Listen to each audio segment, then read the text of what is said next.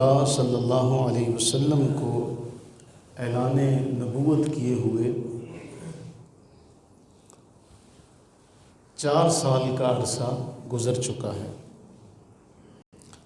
اس دوران ہم نے یہ بڑی تفصیل کے ساتھ پڑھا کہ کفار مکہ نے کوئی بھی ظلم و ستم کا کوئی معاملہ ایسا جو رہنے دیا ہو ایسا کوئی نہیں تھا، ہر حوالے سے۔ اور ابھی ہم آگے چل کے پڑھیں گے تو معاملات ہمیں اور بھی واضح ہوتے چلے جائیں گے۔ جب اللہ کے نبی سرور عالم صلی اللہ علیہ حبیبہ دائما ابدا آپ نے یہ دیکھا کہ کفار کا ظلم و ستم بڑھتا جا رہا ہے، تو اللہ کے نبی علیہ الصلوۃ والتسلیم نے فرمایا اپنے صحابہ سے، ایسا کرو کہ تم لوگ حبشہ کی جانب ہجرت کر جاؤ۔ کہاں؟ حبشہ کی جانب۔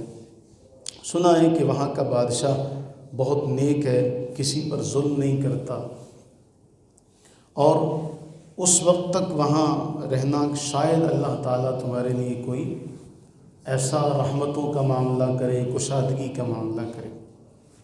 اب یہاں رک کر دوبارہ ہم پیچھے چلتے ہیں۔ ہم نے جمعے کے دن پڑھا تھا کہ کفار مکہ نے یہودیوں کے پاس جا کر ان سے کچھ باتیں پوچھی تھیں اور آ کے رسول اللہ علیہ السلام سے سوال کیے تھے، یاد ہے؟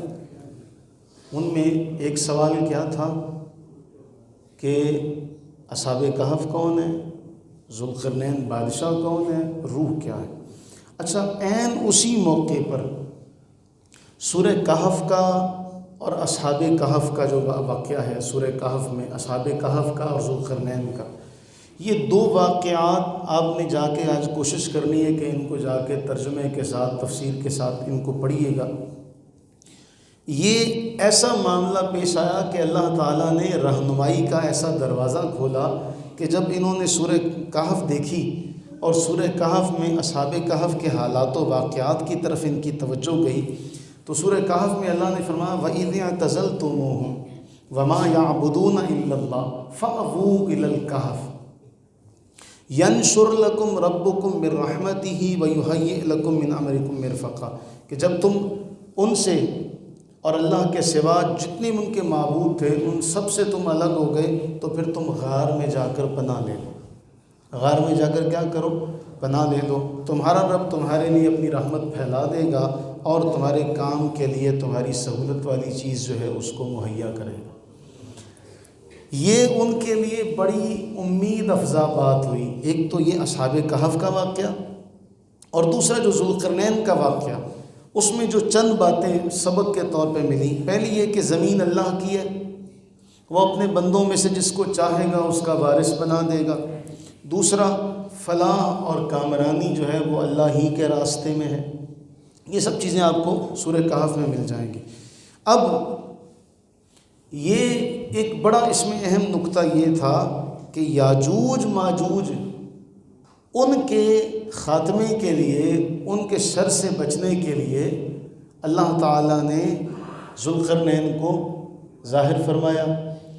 اب یہ سبق ان کے لیے تھا، جو مسلمان ہوئے تھے ان کے لیے سبق یہ تھا کہ اللہ تعالیٰ کوئی نہ کوئی تمہارے لیے بھی ایسا معاملہ پیدا فرما دے گا جس طرح ذوالقرنین کو لائے گئے تھے۔ جس طرح اس کے بعد ایک مثل مشہور ہے کہ ہر فرعون کے لیے کوئی نہ کوئی موسیٰ ہے، ہر فرعون کے لیے کوئی نہ کوئی موسیٰ ہے، ہر ایک کے لیے کوئی نہ کوئی راہبر بطور خضر ہے، اور ہر یاجوج ماجوج کے شر سے بچانے کے لیے کوئی ذوالقرنین ہے۔ یہ ایک پھر کہاوت اس کے بعد سے ضرب المثل بن گئی کہ لوگوں کو سمجھانے کے لیے یہ باتیں کہی جاتی ہیں۔ تو اللہ کے نبی علیہ الصلوۃ والتسلیم نے ان صحابہ سے فرمایا کہ تم ایسا کرو، وہاں ہجرت کر جاؤ۔ اب جو حبشہ کی طرف ہجرت کرنے والے لوگ تھے، یہ 5 سن نبوی رجب کا واقعہ ہے۔ کب کا واقعہ ہے؟ 5 سن نبوی۔ سن نبوی سے مراد یہ کہ آپ کے اعلان نبوت کے بعد جو کیلنڈر ہے وہ سن نبوی کے نام سے موسوم کیا جاتا ہے۔ تو رجب کے مہینے میں یہ لوگ حبشہ کی جانب ہجرت کرنے کے لیے تیار ہو گئے۔ 11 مرد 4 عورتیں۔ رجب کے مہینے میں 5 سن نبوی میں 11 مرد 4 عورتیں انہوں نے ہجرت کی۔ کل یہ کتنے افراد ہیں؟ 15 نفوس یہ جو پہلی ہجرت حبشہ کی جانب ہوئی۔ یہ گئے رجب کے مہینے میں۔ اللہ نے ایسے اسباب پیدا کیے کہ جب یہ کنارے پر پہنچے تو وہاں کشتیاں موجود تھیں، کشتیوں میں بیٹھے اور یہ حبشہ کی طرف چلے گئے۔ جب تک کفار مکہ کو پتہ چلا وہ آئے تو ساحل پر کوئی چیز موجود ہے، انہیں یہاں سے ناکام واپس لوٹنا پڑا۔ اس کے بعد چند ماہ گزرنے کے بعد انہیں شوال میں پتہ چلا کہ بھئی اہل مکہ مسلمان ہو گئے۔ رجب میں گئے تھے، رجب کے بعد رجب، شعبان، رمضان، شوال میں انہیں پتہ چلا کہ پورا کا پورا مکہ مسلمان ہو گیا۔ یہ وہاں سے واپس لوٹ پڑے۔ اب جب یہ آ رہے تھے واپسی تو جیسے ہی مکہ کے قریب پہنچے انہیں پتہ چلا کہ یہ تو خبر جھوٹی تھی۔ آج اللہ کا آپ جتنا شکر ادا کریں اتنا کم ہے کہ آپ کے پاس ذرائع ابلاغ موجود ہیں، آپ کے پاس اس قسم کی سہولیات موجود ہیں جس کا اس دور میں نام و نشان تک نہیں تھا۔ جب یہ وہاں سے واپس آ رہے تھے اب پتہ چلا کہ یہ تو خبر جھوٹی تھی۔ اب کچھ نے وہیں سے واپسی کا سفر باندھا اور کچھ جو تھے وہ بیچارے پھر مکہ معظمہ آ گئے۔ اب جب مکہ پہنچے تو آپ کو پتہ ہے کہ مکہ والے تو پہلے ہی ان کے دشمن تھے، انہوں نے پہلے سے زیادہ ظلم و ستم ان کے اوپر کرنا شروع کر دیا۔ ایسا ظلم و ستم شروع کیا کہ اب یہ دوبارہ اللہ کے نبی علیہ السلام کے پاس ہے جی ہم دوبارہ ہجرت کر جائیں۔ دوبارہ جب ہجرت ہوئی حبشہ کی جانب تو اس کے بارے میں لکھا گیا کہ کل 82 یا 83 افراد تھے، اور ان میں جو علامہ منصور پوری نے لکھا یقین کے ساتھ کا 18 عورتیں شامل تھیں۔ کتنے مرد تھے؟ 82۔ حضرت عمار رضی اللہ عنہ کے حوالے سے اختلاف ہے کہ پتہ نہیں انہوں نے ہجرت کی تھی یا نہیں کی تھی، ان کو شامل کیا جائے تو 83، اگر ان کو نکالا جائے تو کل 82 افراد ہیں جنہوں نے دوبارہ حبشہ کی جانب ہجرت کی۔ عورتوں کی تعداد اس میں 18 ہے۔ اب یہاں تک بات کو یاد کر لیں، جب ظلم و ستم سے تنگ آ کر حبشہ کی جانب پہلی ہجرت ہوئی تو اس میں کتنے لوگ شامل تھے؟ 11 مرد 4 عورتیں، اور جب دوبارہ ہجرت کی تو اس میں 83 افراد تھے اور کتنی عورتیں تھیں؟ 18 عورتیں تھیں۔ یہ حبشہ کی جانب گئے۔ ہمارے لیے ایک بڑا قرآن کریم نے رہنمائی کا پہلو واضح کیا کہ جہاں آپ آج کے دور میں بھی کہ جہاں آپ کو دین کے اوپر عمل کرنا مشکل ہو جائے، دینی معاملات کو نبھانا مشکل ہو جائے، وہاں آپ کو اجازت ہے کہ آپ وہاں سے کسی اور جگہ ہجرت کر جائیں۔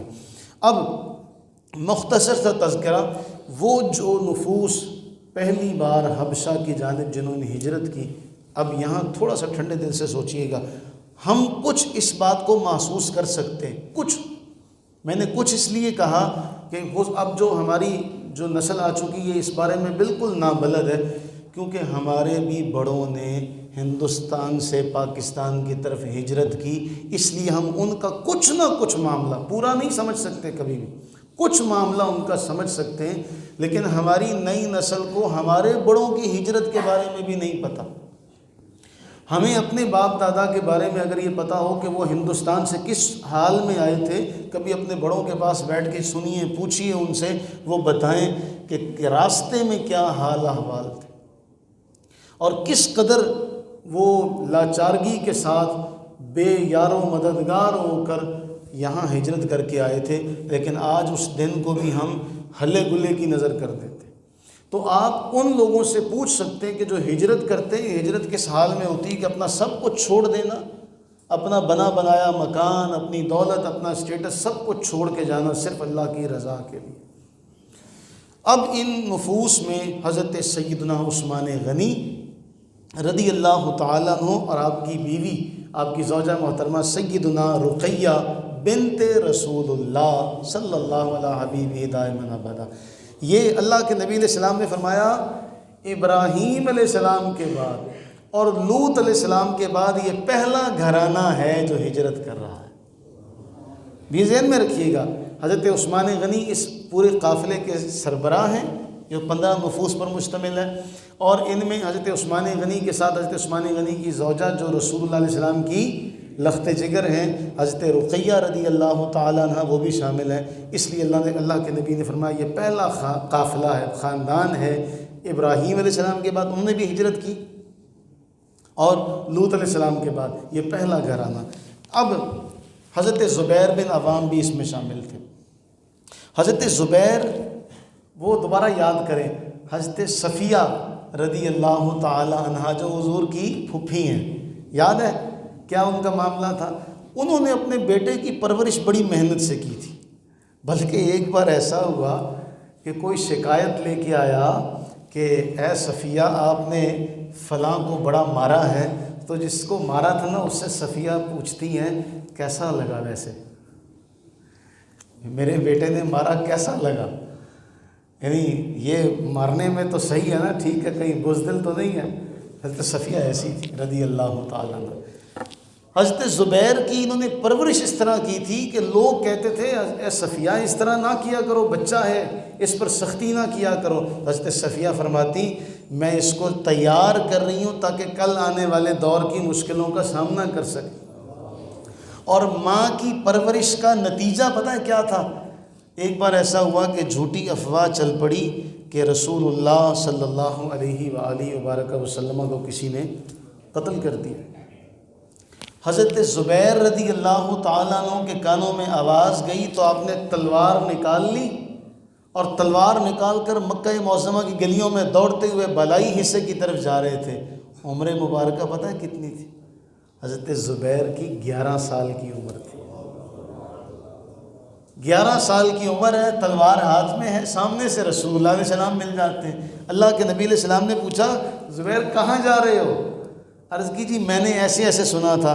فرمایا اگر ایسا ہو جاتا تو کیا کرتا؟ کہتے میں اس کا سر اتار دیتا، میں اس کا سر اتار دیتا۔ اصحاب سیر نے لکھا کہ یہ جو معاملہ ہے بچپن میں یہ صرف ماں کی تربیت کا نتیجہ۔ حضرت زبیر رضی اللہ عنہ بھی اس قافلے میں شامل تھے۔ حضرت مصعب بن عمیر کے بارے ہم نے پڑھا ہے۔ ابو حذیفہ رضی اللہ تعالیٰ عنہ بھی اس قافلے میں شامل تھے۔ ابو حذیفہ رضی اللہ تعالیٰ عنہ کے جو والد تھے انہوں نے اسلام قبول نہیں کیا تھا۔ ابو حذیفہ کے والد کے بارے میں آتا ہے جب غزوہ بدر میں جو کفار مارے گئے ان میں ابو حذیفہ رضی اللہ تعالیٰ عنہ کا باپ بھی شامل ہے، اور جب ان کی لاشیں گھسیٹ کر کنویں میں پھینکی جا رہی تھی نا، اس دین کی خاطر بڑی بڑی قربانیاں دی ہیں۔ سامنے باپ ہے، جب باپ کی لاش کو گھسیٹ کر کنویں کی طرف لے جایا جا رہا تھا تو ابو حذیفہ رضی اللہ عنہ کی طبیعت بے چین ہو گئی۔ تصور تو کوئی کرے۔ اللہ کے نبی علیہ الصلوۃ والتسلیم نے فرمایا اے ابو حذیفہ تجھے اپنے باپ کا یوں گھسیٹا جانا برداشت نہیں ہو رہا یا برا لگ رہا ہے؟ عرض کرنے لگے یا رسول اللہ صلی اللہ علیہ وسلم مجھے یہ ناگوار تو ضرور گزرا ہے، لیکن اس کی یہ وجہ نہیں ہے کہ مجھے اللہ اور اس کے رسول کے احکامات کے بارے میں کوئی شک ہے، واللہ اس طرح کی کوئی بات نہیں۔ مجھے حیرانگی اور پریشانی اس بات پر ہے کہ میرا باپ اپنے دور میں، اپنے خاندان میں، اپنے قبیلے میں بڑا حلم والا، تدبر والا مشہور تھا۔ مجھے افسوس اس بات پر ہوا کہ یہ حلم و تدبر لوگوں کے کام تو آیا، اس کے اپنے کام نہیں آ سکا۔ مجھے آج اس بات پر افسوس اور تعجب ہو رہا ہے کہ یہ لوگوں کے لیے تو کرتا رہا، اپنے لیے کچھ نہ کر سکا۔ مجھے اس بات کا افسوس کوئی نہیں کہ میں دین اسلام کے حوالے سے کہیں متزلزل ہوا ہوں، نہیں۔ ہاں مجھے یہ ہے، دیکھیے ایک ہی درد دیا اللہ کے نبی علیہ السلام نے، وہ درد کیا ہے کہ دوسرا مسلمان ہو جائے۔ اللہ کے نبی علیہ السلام نے ہماری تربیت اس طرح کرنے کی کوشش فرمائی کہ ہم میں درد پیدا ہو دوسرے کے حوالے سے، کہ دوسرا جہنم کے راستے پر نہ چلے، ہم اس کا ہاتھ پکڑے رکھیں۔ اسی لیے اللہ کے نبی علیہ السلام نے اپنی مثال بھی یوں ہی دی کہ تم ایسے ہو جیسے جہنم میں گرنا چاہ رہے ہو اور میں تمہاری کمروں سے پکڑ کر تمہیں جہنم میں گرنے سے روکتا ہوں۔ اور ہمارے لیے بھی اللہ کے نبی علیہ السلام نے یہی چاہا کہ ہم بھی ایسے ہی ہو جائیں، اور دعا کریں اللہ سے کہ اللہ تعالی ہمیں ایسا بنا دے۔ عبد الرحمن بن عوف رضی اللہ عنہ بھی اس میں شامل تھے۔ میں ان کا مختصر تذکرہ اس لیے کروں تاکہ آپ کو پتہ چلے کہ پہلی ہجرت میں یہ شہزادے شامل ہیں۔ عبد الرحمن بن عوف آپ جانتے ہیں جب مدینہ طیبہ کی طرف ہجرت کی تو اللہ کے نبی علیہ الصلوۃ والتسلیم نے ان کا جو بھائی کا رشتہ بنایا تھا وہ سعد ابن ربیع کے ساتھ بنایا، اور حضرت عبد الرحمن بن عوف کے اعزازات یہ ہیں کہ یہ عشرہ مبشرہ میں شامل ہیں۔ کس میں؟ اور حبشہ کی طرف جو ہجرت 2 مرتبہ ہوئی ان دونوں ہجرتوں میں بھی یہ شامل ہیں۔ تیسری مدینہ طیبہ کی طرف جو ہجرت ہوئی وہ بھی، اس میں بھی یہ شامل ہے۔ اللہ نے کس قدر نوازا کہ عشرہ مبشرہ میں بھی شامل، پہلی ہجرت میں بھی شامل، دوسری ہجرت میں بھی شامل اور تیسری ہجرت میں بھی شامل۔ اور پھر آگے کمال یہ ہے کہ اللہ کے نبی علیہ السلام نے جب سعد کا بھائی بنایا تو مدینے والوں کا ایثار بھی قابل دید ہے، اس کی بھی کوئی مثال نہیں ملتی۔ حضرت سعد کہنے لگے کہ تمہیں اللہ کے نبی علیہ السلام نے میرا بھائی بنایا، میں مالدار آدمی ہوں، میں آدھا مال سارا کر دیتا ہوں اور آدھا میرا ہے آدھا تمہارا ہے، یہاں تک کہ 2 بیویاں ہیں، ایک کو طلاق دے دیتا ہوں، اس سے تم نکاح کر لو۔ کیوں؟ اللہ کے نبی علیہ السلام نے بھائی بنا دیا، حصے دار بنایا۔ عبد الرحمن بن عوف نے کہا مجھے کچھ نہیں چاہیے، بس بازار کا راستہ مجھے بتا دیں۔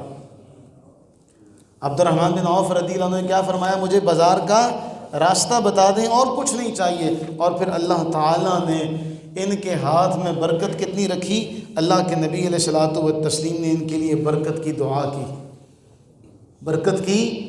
فرماتے ہیں کہ میں اگر پتھر بھی اٹھاؤں تو مجھے پتہ ہے کہ اس کے نیچے سے سونا یا چاندی نکل آئے گا۔ یہ رسول اللہ کی دعا پر ان کا یقین ہے۔ ایک دعا میرے آپ کے لیے بھی ہے، اللہ اس کے چہرے کو روشن رکھے جو میری احادیث کو سنتا ہے، سن کے انہیں یاد رکھتا ہے، یاد کر کے دوسروں تک پہنچاتا ہے۔ اگر انہیں رسول اللہ کی دعاؤں پر اس قدر یقین ہے تو کچھ یقین اللہ ہمیں بھی کرنے کی توفیق عطا فرمائے۔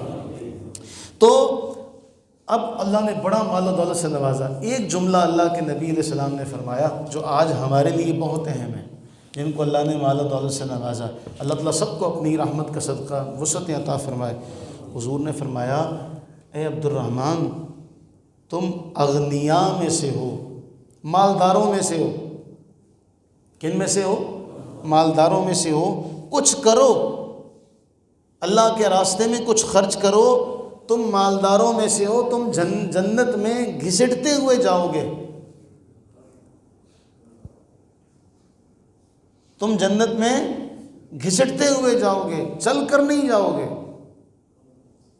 حضرت عبد الرحمن بن عوف رضی اللہ عنہ نے عرض کی جی کیا کروں؟ فرمایا کچھ بھیجو۔ کیا بھیجوں؟ سارے کا سارا؟ حضرت عبد الرحمن بن عوف رضی اللہ تعالیٰ عنہ کھڑے ہو گئے، اس لیے کہ میں اپنا جتنا مال ہے سارا اللہ کے راستے میں قربان کر دوں۔ حضرت جبریل امین نازل ہوئے، حضرت جبریل امین نے رب کا پیغام سنایا کہ یا رسول اللہ صلی اللہ علیہ وسلم ان سے فرما دیں یہ جو جا رہے ہیں نا اپنا سارا مال لینے، ان سے یہ فرمائیں اگر یہ مہمان نوازی کرتے رہیں، مسکینوں کو کھانا کھلاتے رہیں، سائلین کی مدد کرتے رہیں اور اپنے اہل و عیال پر خرچ کرتے رہیں، تب بھی ان کے مال کا تزکیہ ہو جائے گا، تب بھی ان کے مال کا تزکیہ ہو جائے گا اور ان کے لیے کافی ہو جائے گا۔ اب اس کے بعد حضرت عبد الرحمن بن عوف نے اللہ کے راستے میں کس قدر دینا شروع کیا اس کا آپ اندازہ لگائیے۔ ایک بار ایسا ہوا کہ مدینہ منورہ میں تجارتی قافلہ آیا، اور وہ تجارتی قافلہ جو تھا وہ اس قدر بڑا تھا کہ 500 جانور تھے۔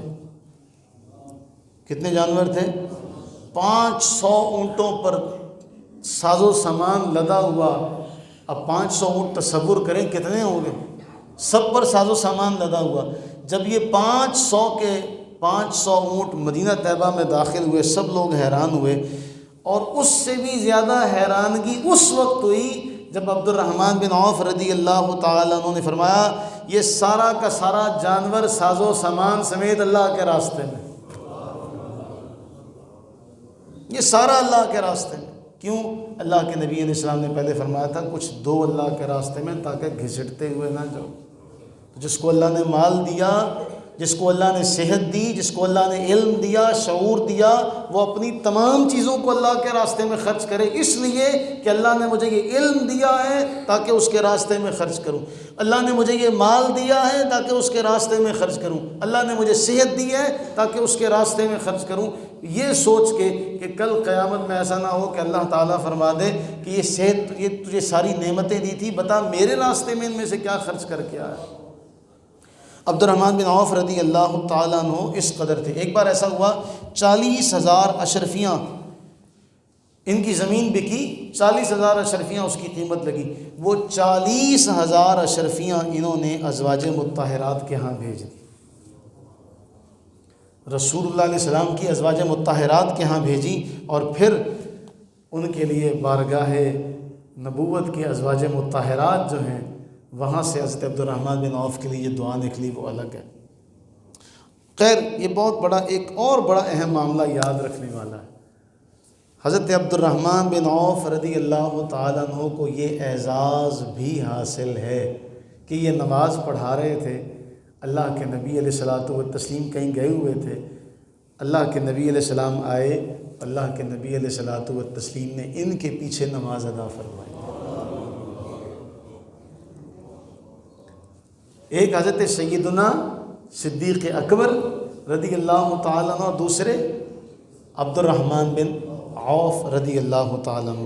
اب اس کو سمیٹیں، اگر عبد الرحمن بن عوف رضی اللہ تعالیٰ عنہ کو جو دعا ملی تھی، اس دعا کا جو کچھ ثمر تھا یہ ہوا کہ انہوں نے مرتے ہوئے وصیت کی کہ میری جو جائیداد ہے 50,000 اشرفیاں اللہ کے راستے میں تقسیم کر دی جائیں، 50,000، اور جو ان کا ترکہ تھا اصحاب سیر نے لکھا اس قدر سونا تھا کہ اس سونے کو کلہاڑیوں کے ساتھ توڑا گیا تھا اس کی تقسیم کرنے کے لیے۔ اندازہ کریں ہمارے زمانے میں وہ رتی رتی اور ماسا ماسا ملتا، وہ کلہاڑیوں سے اس کو توڑا گیا، اور 1,000 اونٹ، 3,000 بکریاں، 100 گھوڑے یہ آپ نے ترکے میں چھوڑے تھے، اور کہتے ہیں اس قدر سونا تھا کہ تولنے کے بجائے کلہاڑیوں سے جب اس کو کاٹا گیا تو جو کلہاڑیاں چلانے والے تھے وہ تھک گئے تھے، اتنا سونا تھا۔ اب سارا کا سارا معاملہ شروع سے چلتے ہیں دوبارہ۔ اللہ تعالیٰ نے اصحاب کہف کا ان کو سنایا، ذوالقرنین کا واقعہ ان کو سنایا کہ جس طرح وہ بے سر و سامانی کے عالم میں غار میں جا کر پناہ لیتے ہیں، آج تم پر بھی یہ وقت ہے کہ تم بے سر و سامان ہو، تمہیں اپنا سب کچھ چھوڑ کے حبشہ جانا پڑ رہا ہے، لیکن کل ایک وقت آئے گا کہ تمہیں اللہ مال و دولت سے نوازے گا۔ دیکھیے، اگر اس وقت کا عالم دیکھیں اور پھر بعد کا عالم دیکھیں، اس وقت انہوں نے اللہ کے نبی علیہ السلام کی زبان پر جو سنا، آپ کی زبان سے اس پر لبیک کہا، ہم بھی اگر اس طرح کر لیں، ابتداءً تو ہمیں معلوم ہوگا کہ ہو سکتا ہے یہ مشکل ہو، اس میں کچھ نہ ملے، لیکن انتہا ایسی نہیں ہوگی۔ ہمیں یہ سبق دیا جا رہا ہے کہ دیکھو ان لوگوں نے کس طرح کس عالم میں ہجرت کی، ان کے پاس کچھ بھی نہیں تھا۔ عبد الرحمن بن عوف، پھر عبداللہ ابن مسعود رضی اللہ عنہ، جن کے بارے میں ہم نے کئی بار پڑھا، صاحب الوسادہ، صاحب النالین، صاحب السواک۔ عبداللہ ابن مسعود رضی اللہ عنہ کو ایک اعزاز یہ بھی حاصل ہے، اللہ کے نبی علیہ السلام نے ان سے فرمایا، اے عبداللہ تم قرآن پڑھو، اے عبداللہ تم قرآن پڑھو۔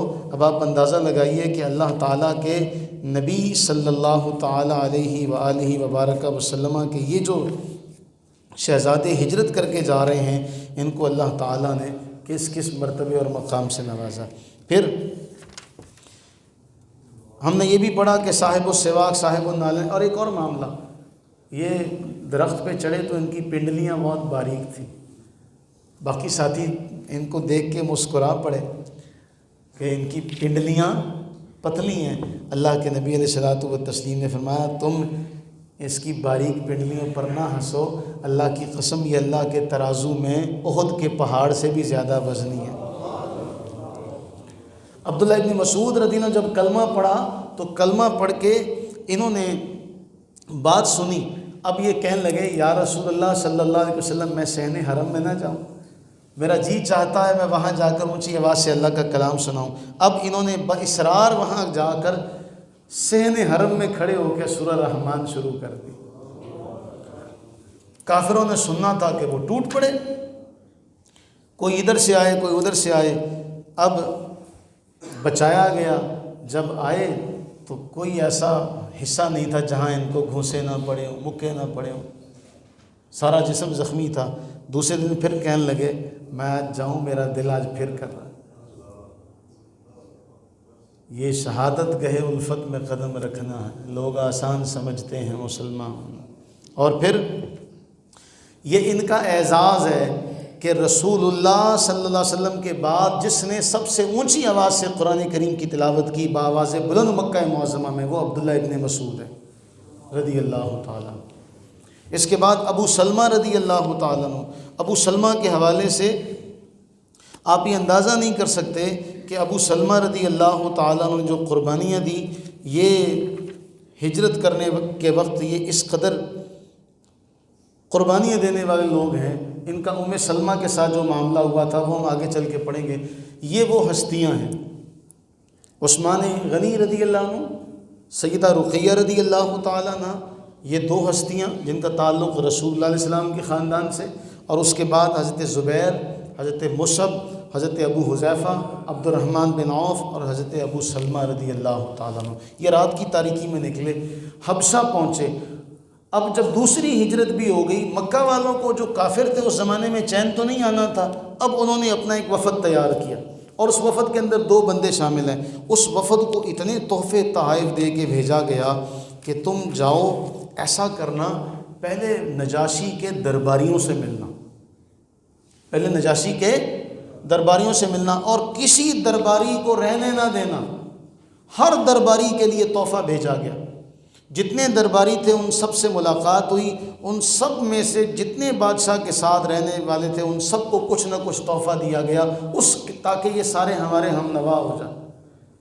اب اس کے بعد ان سے کہا کہ تم بھی سفارش کرنا اور ہم بھی بادشاہ کے پاس جائیں گے، ہم دونوں بھی اپنا مدعا عرض کریں گے۔ یہ 2 آدمی تھے، ان میں سے اللہ تعالیٰ نے ایک کو ایمان کی ہدایت عطا فرمائی تھی۔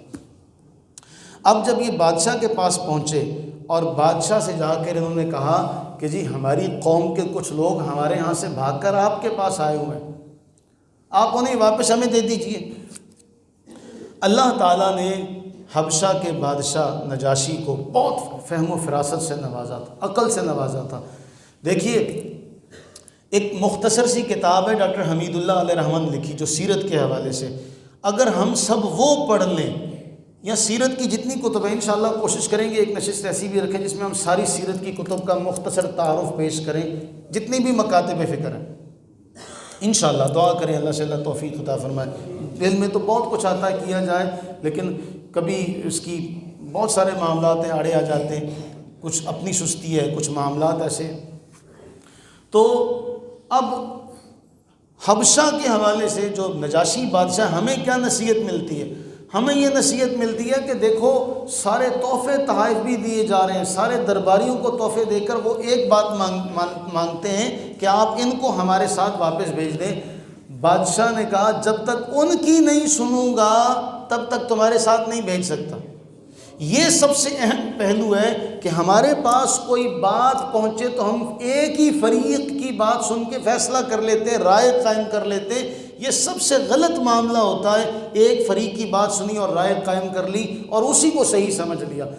ہو سکتا ہے وہ فریق اول ان لوگوں کی طرح ہو جو پہلے سب درباریوں کو کچھ نہ کچھ دے چکے ہیں، یہ بھی تو ہو سکتا۔ اب حبشہ کے دربار میں، نجاشی کے دربار میں سارے درباریوں کو تحفہ ملا ہوا ہے۔ اگلے دن بادشاہ کے دربار میں جا کے کہتے ہیں دیکھیں جی ہمارے یہاں سے کچھ لوگ بھاگے ہوئے ہیں، ہمارے باپ دادا کے دین کو چھوڑ دیا، فتنہ ہے وہ لوگ۔ تو درباریوں نے بھی سب نے ہاں میں ہاں ملا دی۔ اب اس نجاشی کی جگہ پر کھڑے ہو کر تھوڑی دیر کے لیے سوچیں کہ جہاں سارے درباری بھی ان 2 کی حمایت میں بول رہے ہیں، ایک اکیلا بادشاہ سوچ رہا ہے کہ نہیں، جب تک ان کو جو میرے ملک میں آئے ہیں جب تک ان کی بات نہیں سنوں گا میں ان کی بات پہ یقین نہیں کروں۔ ہمارے ہاں یہ سب سے بڑا مسئلہ ہے، ہمارے ہاں جتنے بھی لوگ ہیں ان کو چاہیے، مجھ سمیت ہم سب کو، ہمارا حلقہ احباب ضرور ایسا ہونا چاہیے کہ وہ ہماری ہاں میں ہاں ملانے والا نہ ہو، بلکہ ہمیں اس قدر سافٹ کارنر اپنے معاملے میں، اپنے حلقہ احباب میں رکھنا چاہیے تاکہ ہمیں اگر کوئی ہماری غلطی کی طرف نشاندہی کرے تو ہم اس کی نشاندہی کو قبول کریں اور اس کا شکریہ ادا کریں کہ بھائی تیرا شکریہ، ہو سکتا ہے یہ چیز میں نہ دیکھ پاتا جو تو نے مجھے بتا دی۔ جبکہ ہم نے جو رویہ پروان چڑھایا وہ رویہ یہ ہے کہ جب آپ کو کہیں جی سب اچھا ہے، آپ کے کان عادی ہو جاتے ہیں۔ ہمارے پیر ہوں، ہمارے سیاسی لوگ ہوں، ہمارے بڑے سربراہ لوگ ہوں، خاندان میں، معاشرے میں، ان کو یہ بیماریاں ہوتی ہیں، اور ان کے نزدیک پھر وہی حلقہ کامیاب ہوتا ہے جو کہتا جی کام چوک کے رکھو۔ حبشہ کے بادشاہ نجاشی نے کہا نہیں ایسا نہیں ہو سکتا جب تک میں ان کو بلاؤں گا نہیں۔ اب انہیں بھی پتہ چل گیا کہ جی مکہ سے لوگ آئے ہیں، اور ان ظاہر سی بات ہے ان سب نے جو تحفہ تحائف دیا ہے، اب آپ یہ بھی اندازہ کر سکتے ہیں کہ مکہ کے جو کافر تھے وہ کتنے ذہین تھے،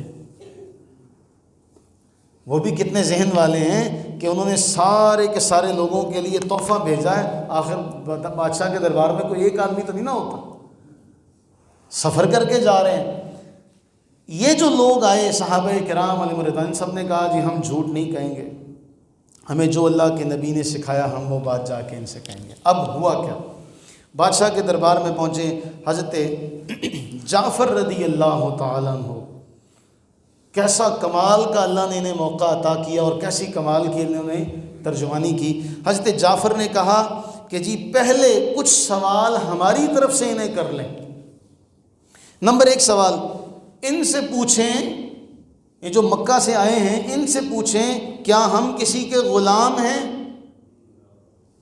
کیسی اللہ نے تدبر، فہم و فراست، کیا ہم کسی کے غلام ہیں جو اپنے آقاؤں سے بھاگ کر آئے ہیں؟ اگر تو ہے تو آپ ہمیں ان کے حوالے کر دیں۔ بادشاہ نے پوچھا ہاں بھی بتاؤ یہ غلام ہیں۔ اب میں نے ان کا تعارف اس لیے کیا تاکہ آپ کو پتہ چلے کہ یہ کون ہستیاں تھیں، آپ کے دل میں شک و شبہ نہ رہے کہ وہ پتہ نہیں کون تھے جو گئے تھے۔ اب یہ سارے کے سارے سربراہ لوگ ہیں۔ انہوں نے کہا نہیں ان میں غلام تو کوئی نہیں ہے، سارے آزاد ہیں۔ کہا دوسرا سوال ان سے یہ پوچھیں کیا ہم کسی کا خون کر کے آئے ہیں تو بدلے میں ہمیں ان کے پاس جانا چاہیے، آپ بھیج دیں۔ تیسری بات ان سے پوچھیں کیا ہم ان میں سے کسی کا کوئی مال تو نہیں چوری کر کے لے آئے۔ جب یہ تینوں سوال بادشاہ نے پوچھے، ان تینوں کے جواب میں انہوں نے کہا نہیں ایسا تو کوئی معاملہ نہیں ہے، اصل میں معاملہ یہ ہے کہ یہ ہمارے دین پر تھے، انہوں نے کچھ چھوڑ دیا، سارا رستہ نیا اختیار کر لیا۔ اب حضرت جعفر رضی اللہ عنہ نے فرمایا اے بادشاہ بلا شبہ ہم ایسے ہی تھے، ہم بتوں کی پوجا کرتے تھے۔ اب بادشاہ کا دربار ہے جہاں کچھ بھی ہو سکتا ہے، کچھ بھی ہو سکتا ہے، لیکن زبان سے سوائے سچ کے کچھ نہیں نکلا۔ ایسے موقع پر بھی ایک جگہ چھوڑ کے آئے ہیں، دوسرے مسافر ملک میں آئے ہیں، بادشاہ کے دربار میں کھڑے، بادشاہ سے کہنے لگے اے بادشاہ ہم بتوں کی پوجا کیا کرتے تھے، ہم مردار کھایا کرتے تھے، قرابت داروں سے تعلق توڑ دیا کرتے تھے، اپنے ہمسایوں سے اچھا سلوک نہیں کرتے تھے، اور ہم میں سے ہر طاقتور دوسرے کمزور کو کھا رہا تھا۔ ہم اسی حالت میں تھے کہ اللہ نے ہم میں ایک رسول بھیج دیا جس کا نسب بڑا عالی، جس کی سچائی اور پاکدامنی ہمیں پہلے سے معلوم تھی۔ اس نے ہمیں ایک اللہ کی طرف بلایا اور سمجھایا کہ صرف ایک اللہ کو مانا جائے، اسی کی عبادت کی جائے، اس کے سوا پتھروں کو چھوڑ دیا جائے۔ پتہ ہے ان کی جہالت کی انتہا کیا تھی؟ میں وہ الفاظ نہیں کہہ سکتا کہ وہ کیا کرتے، اس قدر جاہل تھے۔ عقل تو تھی لیکن دوسرے حوالے سے جاہل اس قدر تھے۔ اصحاب سیر نے یہ لکھا، آپ حیران ہو جائیں گے کہ انسان جب گر جائے اپنے مقام سے تو کس قدر گر جاتا ہے۔ حاجت کے لیے وہ اگر 4 ڈھیلے اٹھاتے، ایک کو خدا بنا لیتے، 3 سے شرمگاہ صاف کر لیتے۔ یہ جہالت کا، پستی کا عالم یہ تھا۔ اب آپ اندازہ کریں کتنے خدا تھے۔ انہوں نے کہا کہ اس ہستی نے تو ہمیں سارے خداؤں سے جان چھڑا دی، جھوٹے خداؤں سے بچا کے ہمیں ایک اللہ سچے کی بارگاہ میں جھکنے کا سبق دیا، درس دیا کہ وحدہ لا شریک کو مانا جائے۔ اس نے سچ بولنے، امانت ادا کرنے، قرابت کا تعلق قائم رکھنے، پڑوسی سے اچھا سلوک کرنے، حرام کاری خون ریزی سے بچنے کا ہمیں حکم دیا، ہمیں فواحش میں ملوث ہونے سے بچنے کا حکم دیا، یتیم کا مال کھانے سے، پاک دامن عورتوں پر جھوٹی تہمت لگانے سے منع کیا، اللہ کی عبادت کا حکم دیا، نماز کا، روزے کا، زکوٰۃ کا حکم دیا۔ جب یہ باتیں سنی تو بادشاہ بڑا حیران ہوا، اور بادشاہ نے کہا اچھا یہ بات ہے، چلو اگر یہ بات ہے تو پھر تو کوئی ایسا مسئلہ ہی نہیں ہے۔ اس نے کہا ٹھیک ہے تم چلے جاؤ، میرے ملک میں آرام سے، چین سے، سکون سے رہو، اور کوئی تمہیں تنگ نہیں کرے گا۔ اب یہ بات جب سنی یہ چل پڑے۔ اب یہ جو مکہ سے دو آئے تھے ان میں سے ایک نے کہا اچھا کل صحیح، میں بادشاہ کے پاس ایسی بات کروں گا کہ اب بادشاہ ان کو مجبور ہو کے یہاں سے نکال دے گا۔ ایسے ایسے بھی ہوتے ہیں لوگ۔ دوبارہ بادشاہ کے پاس جا کے کہنے لگے بادشاہ سلامت، آپ کو پتہ ہے، آپ کو پتہ ہے یہ تو حضرت عیسیٰ علیہ السلام کو اللہ کا بندہ کہتے ہیں، یہ تو عیسیٰ علیہ السلام کو اللہ کا بندہ مانتے ہیں، اس کا رسول مانتے ہیں۔ نجاشی نے کہا اچھا یہ بات ہے، چلو بلاؤ ان کو۔ اگلے دن دوبارہ بادشاہ کے دربار میں پہنچے۔ اب جب دوبارہ بادشاہ کے پاس پہنچے تو یہ جو شخص تھے نا کافروں کی طرف سے، عمر بن عاص ان کا نام تھا۔ کیا نام تھا؟ اس سفر میں اللہ نے عمر بن عاص رضی اللہ تعالیٰ عنہ کو ہدایت دی۔ اس کے بعد یہ سفر ان کی ہدایت کا ذریعہ بنا تھا۔ آئے وہ کس کی طرف سے تھے؟ کافروں کی طرف سے، بعد میں اللہ نے انہیں شرف ہدایت سے نواز دیا۔ اب جب یہ بادشاہ کے پاس دوبارہ پہنچے تو پھر حضرت جعفر رضی اللہ عنہ نے سورہ مریم کی تلاوت شروع کی۔ سورہ کیا منظر ہوگا، کیا منظر ہوگا۔ عبداللہ ابن مسعود سورہ رحمان پڑھتے ہیں شہن حرم میں، اور کیا منظر ہوگا جعفر رضی اللہ تعالیٰ عنہ بادشاہ کے دربار میں سورہ مریم پڑھتے ہیں، اور سورہ مریم کی تلاوت شروع کی۔ اس کی تلاوت شروع کی، کرتے چلے گئے۔ نجاشی بھی رو پڑا، نجاشی رو پڑا۔ جتنے درباری بیٹھے تھے سب کی آنکھوں سے آنسو جاری ہو گئے۔ اصحاب سیر نے لکھا کہ ان کے سامنے جو صحیفے پڑے تھے وہ بھی تر ہو گئے۔ انہیں عربی کا پتہ تھا۔ کاش کہ ہمیں پتہ ہو نا تو خدا کی قسم ہم دنیا کی کسی کلام کی طرف نہ بھاگیں، صرف قرآن ہی پڑھیں، قرآن ہی پڑھتے رہیں، قرآن ہی سنتے رہیں، اور کچھ بھی نہ کریں۔ آپ عرب کے تلاوت کے جو اس طرح کے اجتماعات ہوتے ہیں، محفل قرات کے، حسن قرات کے، آپ وہ اجتماع سنیں، وہ ایک طرف قرآن کی قرات ہو رہی ہوتی، دوسری طرف اتنا مجمع بلند آواز کے ساتھ رو رہا ہوتا، اور ہم دیکھ رہے ہوتے ہیں کہ یہ کیا معاملہ ہے، انہیں سمجھ آ رہی ہوتی۔ جب یہ سارا سورہ مریم بھی آج آپ نے جا کے پڑھنی ہے، آج 3 آپ نے کام کرنے۔ سورہ کہف کو پڑھنا ہے، اس میں اصحاب کہف کا، ذوالقرنین کا واقعہ پڑھنا ہے۔ دوسرا سورہ رحمان پڑھنی ہے۔ تیسرا سورہ مریم پڑھنی ہے۔ اب جب یہ معاملہ ہوا تو نجاشی نے ایک تنکا اٹھایا، تنکا اٹھا کہنے لگا واللہ جو تم نے بیان کیا نا، اس تنکے برابر بھی تم نے عیسیٰ علیہ السلام کی شان میں کمی نہیں کی۔ جب یہ بات کہی نا تو سارے درباری انہوں نے یوں کہا تو بادشاہ نے پتہ کیا کہا، تمہارے ہوں کرنے سے مجھے کوئی اثر نہیں پڑتا، تمہارے ہوں کرنے سے مجھے کوئی، حقیقت یہی ہے۔ اور پھر اب ان سے پھر کہا کہ میں اس بات کے لیے کھڑا ہوں کہ کوئی تمہیں یہاں سے نکال نہیں سکتا، جب تک میری زندگی ہے یہاں پر رہو، اور کوئی تمہارے خلاف اس طرح کا معاملہ کرے گا پھر میں جانوں اور وہ جانے، تمہیں کوئی بھی یہاں سے نکال نہیں سکتا، جاؤ جا کے میرے ملک میں جہاں تمہارا جی چاہتا رہو۔ اب یہ جا کے حبشہ میں انہوں نے پھر سکون کا سانس لیا۔ بادشاہ کے ساتھ کیا ہوا؟ بادشاہ کے دربار میں بغاوت ہو گئی۔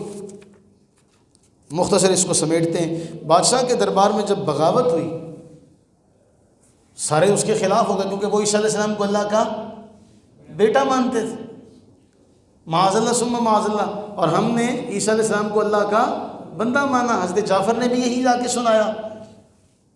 بادشاہ نے یہ کیا، بادشاہ نے ایک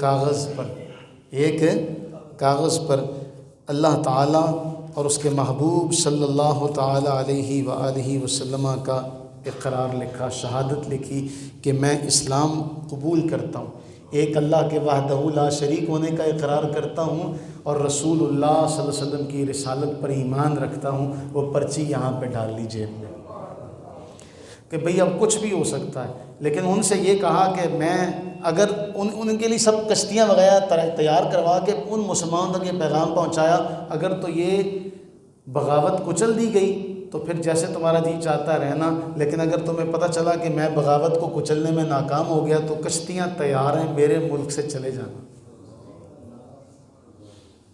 دربار میں جا کے کہا بتاؤ سارے تم اپنی اپنی باتیں، سب نے اپنی اپنی باتیں کہیں، کہا اچھا تم اپنے عقیدے بتاؤ۔ عقیدے بتا کے بادشاہ نے کہا میرا اس پر ایمان ہے۔ اس کی گہرائی کو سمجھ سکے تو سمجھ لیں، میرا اس پر ایمان ہے۔ انہوں نے یہ سمجھا کہ بادشاہ نے یہ کہا ہے کہ جو ہم نے باتیں بتائی ہیں ان پر بادشاہ کا ایمان ہے، لیکن بادشاہ نے جو یہاں لکھا تھا بادشاہ نے کہا میرا اس پر ایمان ہے۔ بغاوت ختم ہو گئی۔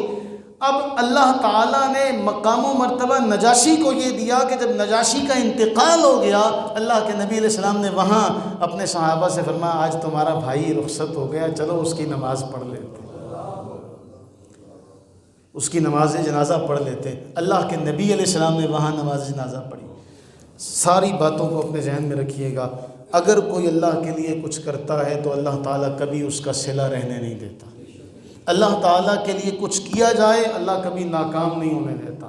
اللہ کے لیے کوئی کچھ کرے اور اللہ اس کا بدلہ نہ دے، ایسا کبھی نہیں ہو سکتا۔ اس لیے دنیا کے لیے تو ہم سب کچھ کر رہے ہیں، کرتے رہے ہیں، کرتے آئے ہیں، آگے بھی کریں گے، لیکن دعا کریں اللہ تعالیٰ ہمیں یہ توفیق عطا فرمائے کہ ہم اپنی زندگی میں اس کے اور اس کے محبوب کے لیے کچھ کرنے والے ہو سکیں، اور اگر ہم نے کچھ کیا ہے ان کے لیے تو اللہ اسے قبول فرما کر ہماری بخشش کا نجات کا ذریعہ بنا دے۔ آمین ثم آمین۔ انشاءاللہ